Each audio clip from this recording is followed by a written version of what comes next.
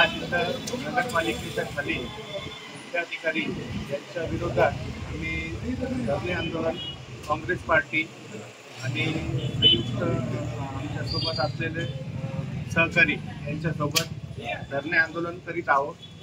आमच्या प्रमुख मागण्या ज्या आहेत त्या आम्ही 2024 पासून मुख्याधिकारी नगरपालिका मनमाड नगरपालिका यांच्यासोबत करत आहोत, परंतु आम्हाला कोणत्याही प्रकारचा इथं प्रतिसाद मुख्याधिकारीकडून मिळत नाही।